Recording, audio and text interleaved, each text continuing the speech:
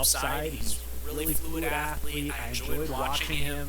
Definitely moves around, but just someone that's going to have to develop. It's as simple as that, and kind of looks to me like a classic second, third round corner that is going to take some time. So I don't expect him to win this job or give them a whole lot. Trey Flowers isn't going to be that guy. Maybe he can come in and cover tight ends. That's about all he's good for. Jalen Davis, I know, is getting some camp hype. Maybe he surprises, but you're not counting on that. And then you got a bunch of undrafted rookies. So your cornerback 2 spot is fine.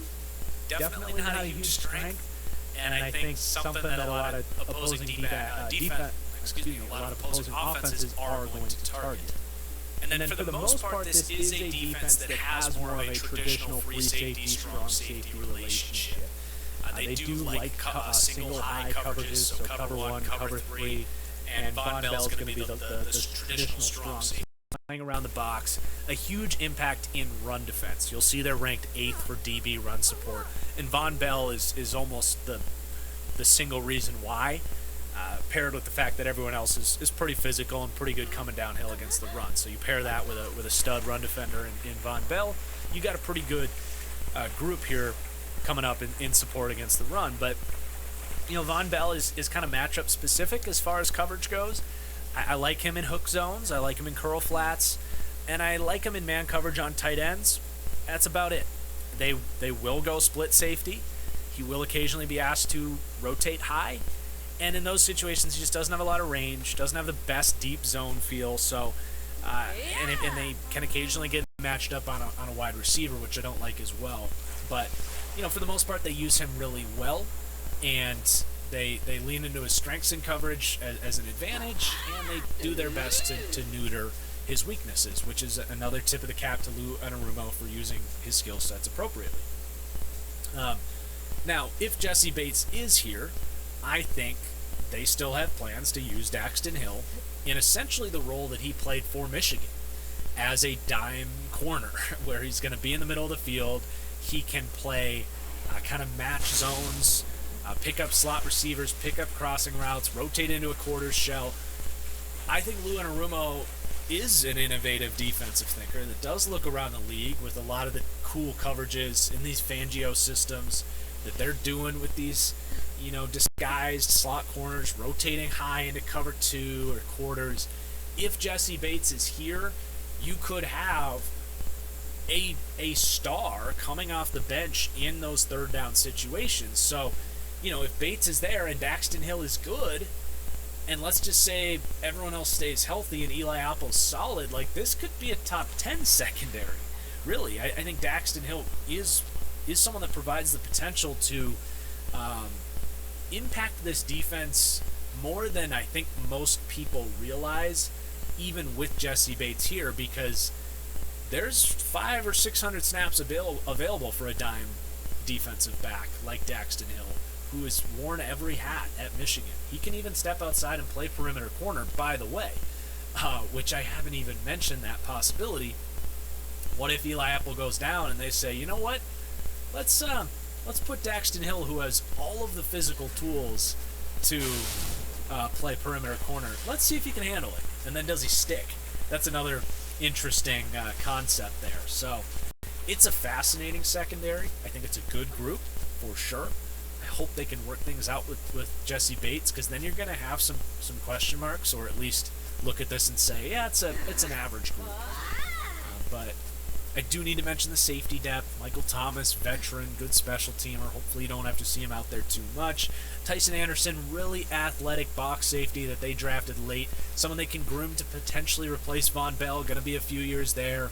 Henderson, Brandon Wilson, going to be probably scratching and clawing for a roster spot via special teams. So there is your defensive roster, and they come out 20th in pass defense with some of that mediocrity at pass rush, honestly. Maybe some questions in the secondary, a non-elite linebacker group. Just, really solid across the board with an elite free safety, hopefully over the top. And I just, they're disciplined. They're definitely a unit that plays well together.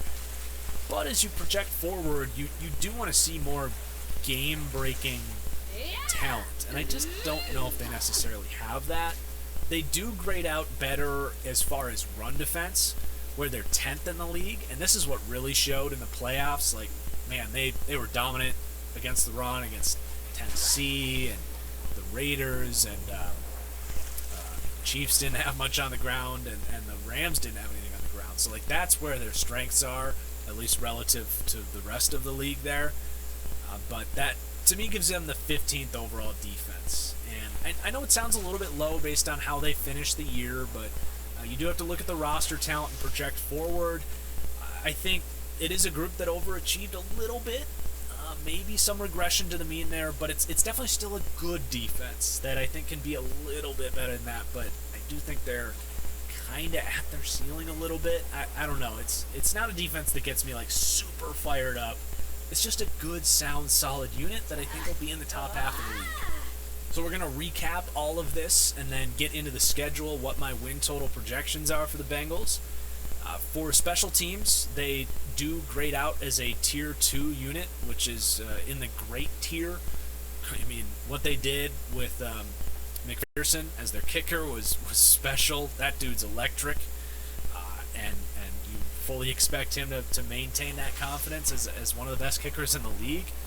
They graded out elsewhere well in terms of coverage and punts and all that stuff. So, you know, Hoover's not the best punter, but in general, it's a really good special teams, and it plays into the balance that this team has across the board.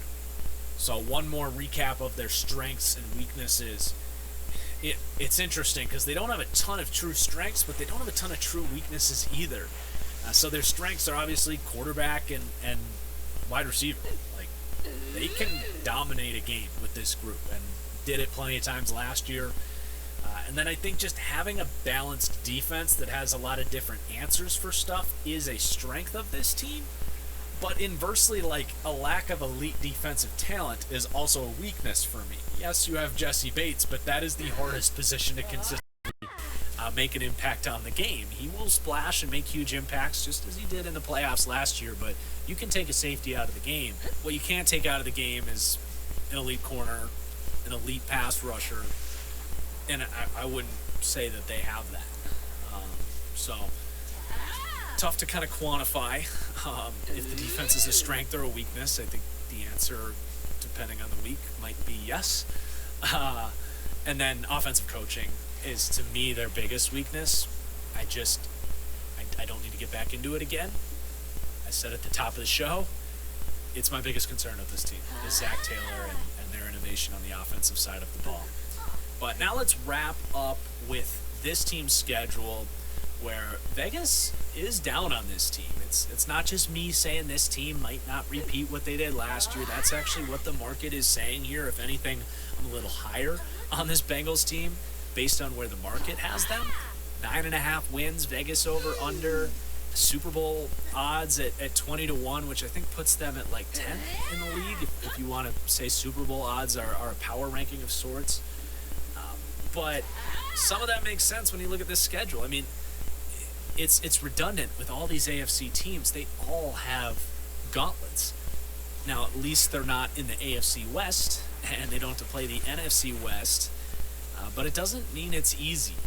It does start more favorable. I think they have a pretty good chance of starting 4-0. But then they got 2 tough games at Baltimore, division game, a team I have ranked higher, Sunday Night Football, at New Orleans, my number 1 secondary going up against these receivers. Can they slow down the Bengals' biggest strength and win? Tough game in the dome there in New Orleans. Definitely won't be easy. Then you got Atlanta, Cleveland, Carolina. Should all be winnable games there. So, you know, if they drop one they weren't expecting, pull off an upset at either Baltimore or New Orleans, you're hoping to be heading into the Week 10 bye week at 7-2. That's really what this is about, because the second half of this schedule, it is a murderer's row. At Pittsburgh might not sound terrible, but that's a Sunday night game. Kenny Pickett's going to be getting more comfortable. TJ Watt in this pass rush against a potentially questionable offensive line. Division slugfest. That is far from a given. They will be favorites, At Tennessee, again, I think they'll be favorites, but that is far from a given, man. A pissed off Titans team who felt like they were the better team in the playoffs last year in their house. Both those will be tough. You got a pissed off Kansas City team coming to town. Excited for that. That's going to be one of the better games of the year. Cleveland Week 14. We're going to find out what the Watson situation is. They should be able to win that, but if Watson's in there, we know what that Cleveland team's upside is, and they might be trying to go on a late season push. At Tampa Bay, we know that's not easy. At New England, a Bill Belichick December game, definitely not a gimme. Then you got Buffalo and Baltimore to wrap things up, two teams I have ranked higher. So if you can go 500, that would be impressive, and that would get you to 11. I think it's possible, but personally I think this is more of a 10-win team, which is definitely a theme with a lot of these AFC teams. It's not that I don't believe in the Bengals. I just think over-unders in that conference are really tough this year. I will say 20-1 on the Super Bowl is pretty good. Like, you're getting Joe Burrow. If he can get in, like we saw what happened last year, I definitely think this team can win the Super Bowl and will be in the mix if they get into the playoffs. So I would say bet the Super Bowl at 20-1 than betting over any day of the week there. But anyway, it's going to be a really fun season, man. All these AFC teams, it's going to be week in, week out, just a bunch of good teams, a bunch of good quarterbacks. The Bengals will be right in that mix. Very curious what you guys think about this ranking, kind of the way we're projecting them. Again, make sure you guys like the video. It really helps me out. Make sure you subscribe. We are going to have here, right before the season starts, my official predictions. These are more win projections, but I'm gonna make a more hard prediction on how many games I think these guys win when we get up a couple days before the season starts. So make sure you subscribe so you don't miss that. I really appreciate you watching, and we'll see you guys for the next deep dive in a few days. Peace out.